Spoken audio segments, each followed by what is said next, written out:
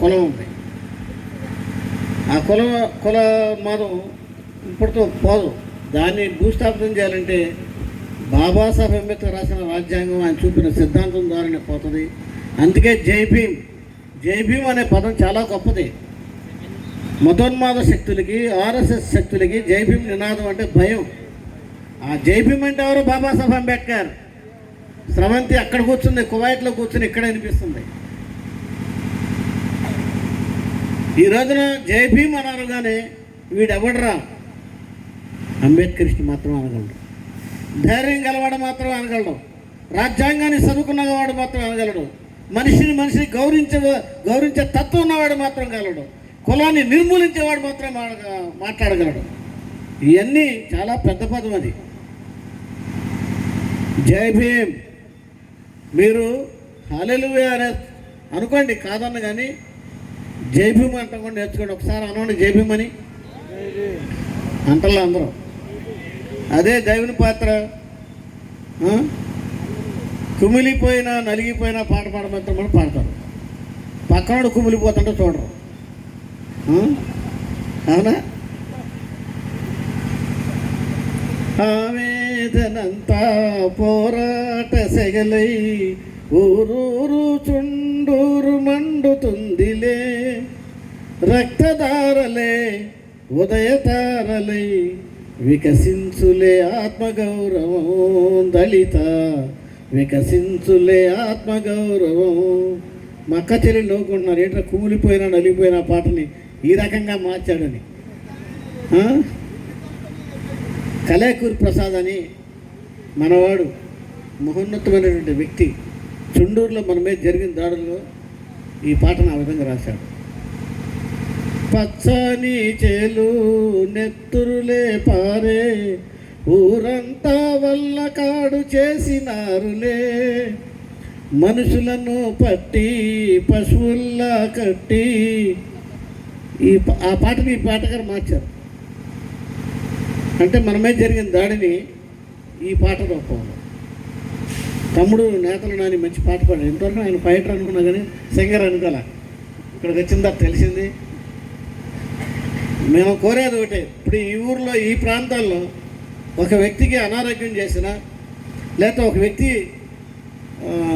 చదువుకునే స్టూడెంట్కి ఫీజులు కట్టే పరిస్థితులు లేకున్నా, లేదా మరో ప్రాబ్లం వచ్చినా తనకున్న దానిలో తనకు లేకపోయినా పక్కన వాళ్ళని అడిగి తీసుకొచ్చి పెడుతుందంటే మరి స్రవంతిని మీరు లత అంటారు అనుకుంటారు. లత కదా, నాకు లతగా చెప్పింది. తర్వాత మరి ఆ బిడ్డను మీరు అందరూ ఆశీర్వదించాలి. పెద్ద ఏజ్ కాదు అని చెప్పింది. పక్కన వాళ్ళకి సహాయం చేస్తే లావు అయిపోతున్నారని. ఆమె పర్సనాలిటీ చూస్తే అసలు ఇంత ఫైటర్ ఏంటో అనిపిస్తుంది. చాలాసార్లు నాతో పాటు విజయవాడ వచ్చింది, జగనన్న గారి కార్యక్రమాల్లో పాల్గొంది. ఈ కుట్రపూరితమైన పాలనలో కుట్రపూరితమైనటువంటి పాలిటిక్స్లో నేను మనలేనని ఆమె దాదాపు నాకు తెలిసి ఎలక్షన్ అయ్యే వరకు ఇక్కడే ఉందనుకుంటారు. అవునా? ఎలక్షన్ అయ్యే వరకు ఉంది. 2009 నుండి 2019 వరకు ఇక్కడే ఉన్నాము. 10 సంవత్సరాలు జగన్ గారు ఎక్కడ కనబడితే, ఎక్కడ మీటింగ్ పెడితే అక్కడికి వచ్చింది. నాకు కనబడేది, నేను చూశాను. ఎందుకంటే ఆమె పోరాటాలు, ఆమె ధర్నాలు చేసిన ధర్నాల్లో ప్రతి కార్యక్రమం పాల్గొనేది, ఫైట్ చేసేది. మరి ఎందుకు ఆమె టర్న్ అయిపోయి ప్రజాసేవలో పడింది. రాజకీయ సేవ కాదు నాకు కావాల్సింది, ప్రజల సేవ. నాకు సాధ్యమైనంత వరకు నా అందుబాటులో ఉన్న వాళ్ళకి, నా చుట్టుపక్కల ఉన్న వాళ్ళకి, నాకు తెలిసిన వాళ్ళకి ఏమైనా కష్టం వస్తే సహాయం చేద్దామని మంచి ఉద్దేశం వచ్చింది. నేను బాబాసాహెబ్ అంబేద్కర్ కాబట్టి మీకు 2 మాటలు చెప్తాను అంబేద్కర్ గారి గురించి. ఈ రోజున అంబేద్కర్ గారు లేకుంటే భారతదేశం ఉండేదే కాదు. ఆయన మన కోసం 4 పిల్లలను కోల్పోయాడు. ఎంతమందిని? 4 పిల్లలు. గంగాధర్, రాజరత్న, రమేష్, ఒకే ఒక్క కూతురు ఇందు. 4 ఎందుకు కోల్పోయాడంటే మీకోసం, మా కోసం. మీరు అట్ట ఉండటం కోసం, ఎట్ట మాట్లాడటం కోసం, మంచి డ్రెస్ వేసుకోవటం కోసం. జీవితాన్ని కోల్పోవటం కాకుండా భార్యను కూడా కోల్పోయాడు. ఆయనకి 5 పిల్లలు. 4 పిల్లలు చనిపోయారు. ఎట్లా చనిపోయారంటే చిన్నప్పుడే ఆ పిల్లలకి వైద్యం అందించలేక విష జ్వరాలతో చనిపోయిన వాళ్ళు అందరూ మ్యాక్సిమం. మన భార్య అయితే బీపీ షుగర్తో చనిపోయింది. అంబేద్కర్ గారు కూడా షుగర్తో చనిపోయాడు. ఎందుకు చనిపోయాడంటే ఆయన 24 గంటలు మన కోసం శ్రమపడ్డాడు, చదివాడు. ఆ చదివే క్రమంలో మన కోసం పోరాటం చేసే క్రమంలో సరిగ్గా టయానికి తిండి తినేవాడు కానీ నిద్రపోయేవాడు కాదు. మీకు ఒక సంఘటన చెప్తా. ఆయన తెల్లవారులు చదివాడు. భారత రాజ్యాంగం రాసేటప్పుడు 21 గంటలు చదివాడు. ఆయన పార్లమెంట్కి వెళ్తూ కూడా ఆ యూరిన్ బాటిల్ చేతితో పట్టుకుని పోయాడు. అంటే షుగర్ అంత భయంకరంగా వచ్చారు. మరి ఆయన మనం తలుచుకోవట్లేదు. విగ్రహాలు అయితే పెడుతున్నాం, విగ్రహాలు పెడుతున్నాం. భారతదేశంలో ఏ వ్యక్తి అయినా మతోన్మాద కులోన్మాద శక్తులు హైందవాదులు భయపడేది రెండింటికి. ఒకటి అంబేద్కర్ గారి బొమ్మ చూస్తే భయం, అంబేద్కర్ రాసిన రాజ్యాంగం చూస్తే భయం. ఎందుకు అంబేద్కర్ గారి భయం అంటే అంబేద్కర్ బొమ్మ చూడగానే ఈ దేశంలో ఎస్సీల హక్కులు, ఎస్టీల హక్కులు, మైనారిటీల హక్కులు, మహిళల హక్కులు, శూద్ర కులాలు, బీసీ కులాల హక్కులు కోసం రిజర్వేషన్ పెట్టిన వ్యక్తి అది. అదేవిధంగా రాజ్యాంగం ఎందుకంటానంటే చాలామంది రాజ్యాంగం మారుస్తారన్న దమ్ముంటే మీరు రాజ్యాంగం ముట్టుకోండి. భారత రాజ్యాంగంలో ఏముంది? ఈ దేశంలో 90% ప్రజల హక్కులు ఉన్నాయి.